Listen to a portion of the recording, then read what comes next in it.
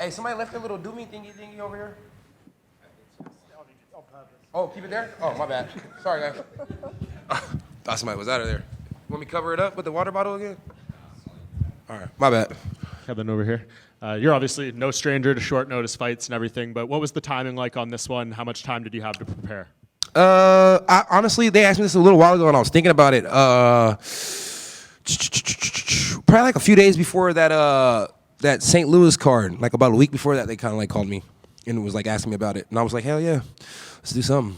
Yeah, was 185 like something you wanted to do or they wanted to do? What was that part of it? It kind of got presented to me, you know what I mean? I was supposed to be taking a fight at 170 against a pre-named opponent, but they said he wasn't gonna be able to fight till August, so I was like, damn, that's a long time. And they're like, bro, it's only an extra month, and I'm like, no, it's too long. So I got this, I'm happy with it, and you know, I guess that fight's not gonna circle back because I see he just got booked, so we'll see what happens after. Which fight was that? It was Diaz. Yeah. What do you think of them booking him again? Were you surprised, like, when that was even in consideration? Did you think he was going to keep fighting? No, I mean, I knew he was coming back to fight. I just thought, you know what I mean? I was going to smoke him, and then I was going to smoke Luque too, but those two are fighting each other, so they can smoke each other. Yeah. Two big-ass joints. So you were going to go to Abu Dhabi, potentially, for that fight? Oh, yeah, it was in Abu Dhabi. No, I wasn't going to Abu Dhabi. So with the middleweight fight, is this just kind of a one-off? Like, are you building your body back up, or are you kind of keeping things the same so you can fight at 170 again next? If it's up to me, you know, I do both. In the summertime, it's easier to get to 70. In the wintertime, I'm like a bear. You know what I mean? I like to eat. So I really would like to do both, but if 85 is it, 85 is it. You know what I mean? I'll take whatever. Yeah, and I know you don't care too much about the opponents. You'll fight whoever, but in your few weeks of scouting, Michal, what do you think of him? Oh, yeah. I mean, I remember when he beat Chitty. You know what I mean? So that kind of didn't sit right with me because, you know, Chitty's, you know, local and stuff like that. So I'm going to go out here and do a little bang myself and get it done. And then the plan for after this, just keep active this year? Or is there any specific stuff you want coming up after this fight? Oh, man, the plans after this, get super fucked up and have a great time, brother. Super fucked up. I'm trying to be like Connor was in that video. Yeah, I'm trying to be like that. You like that often? Shit, I get my moments. Kevin, I wanted to ask you your opinion on Joaquin Buckley's recent sort of shine. Yeah. What do you make of his way of his promoting himself, and what do you think of him saying he could beat GSP? Oh, yeah, the dude's on Coco. You know what I mean? If he thinks he could beat GSP. I mean, the dude can't beat me. How the fuck he's going to beat GSP, right? I mean, that's pretty crazy. That being said, I think Buckley's doing really good at welterweight. Probably should stay at welterweight. But if he ever wants to put himself back in a casket, he could always come see me. You know what I mean? It's like UFC ever gets tired of that boy, they know what the kryptonite is.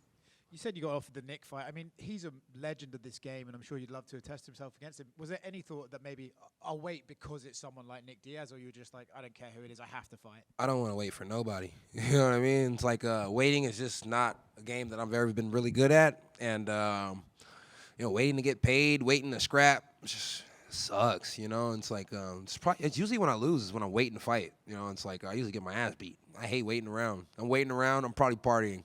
You just don't see it because I'm not as popular as Connor. So, you know, in H-Town, they keep the cameras away. Who would struggle with not smoking more in Abu Dhabi, you or Nick?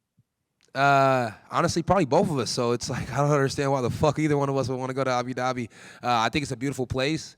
And if they allow some greenery for a week, we'll be there. But no greenery, it's just hard for me to do. You know what I mean? You already have to do it fight week. You get here, you don't smoke. But it's just the thought that, like, right after I knock this guy out, I can't go smoke no weed. It's like, fuck. I don't know how other people do it. Okay, one more. Can I get your thoughts on the main event between Islam and Dustin? Oh, man.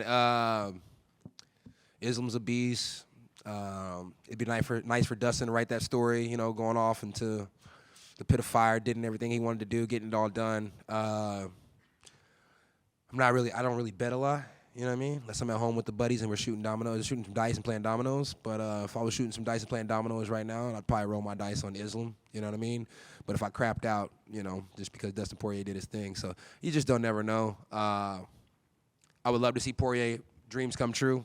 But to be able to say that, you know, Khabib and his brother were the most dominant people of all times as far as the sport went, that's pretty badass too. So either way, the story can be written however. I'm going to be good with it. As long as I get my dub and I get my check, you know what I mean? I'm good to go, baby. Kevin, right here. What did you take away from the MVP fight? Were there any lessons that you were able to learn from that one? What did he say when he got in the media with you guys? We had a little conversation. What did he say? About what? About being what? Yeah, he was a little greasy, right? Yeah, that boy's gonna do real good. As good as a striker as he is, and as hard as he is to grab, that boy's like a wet fucking soap bar in the shower. That boy's gonna do great. He's gonna do fantastic out here. I can't wait to see it. I'm actually a big fan, so no mad by me. I'm good with it. Thanks.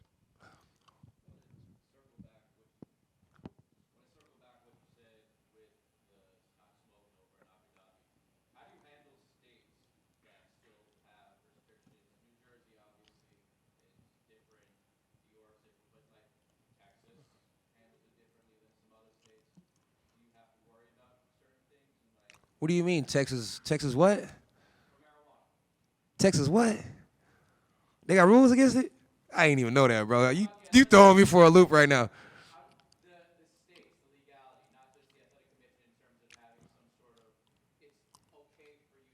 Do you work for the feds? You sure? You a cop? I don't know how I can answer that question without feeling like you a cop or a fed. You want me to snitch on myself?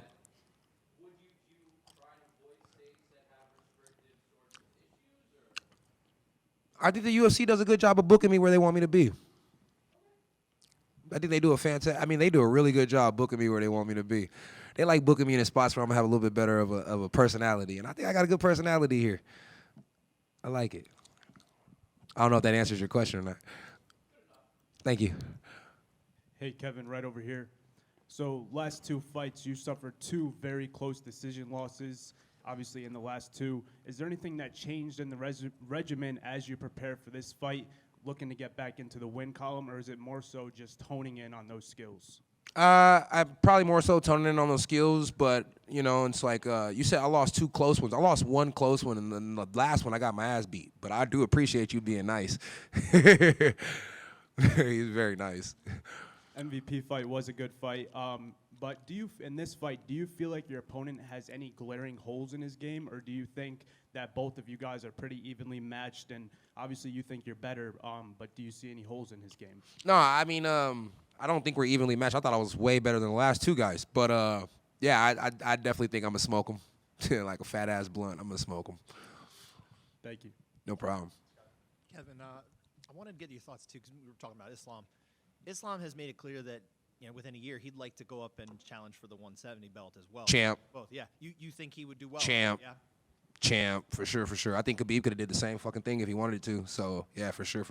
And I think Islam's probably a little bit more scarier to deal with. He knocked out Volk, and Volk's not an easy person to, I don't think Volk's an easy person to put away, even though he just lost the last two being put away. But I think a lot of that come from the Islam head kick. So, yeah, scary. Around weight classes, so you Yeah. have some familiarity. You would be significantly larger person than him at 170 pounds. You don't think the size would necessarily be a limiting factor for him up there, right? I think the way that those guys grapple over there, I don't think it would matter if you were a heavyweight.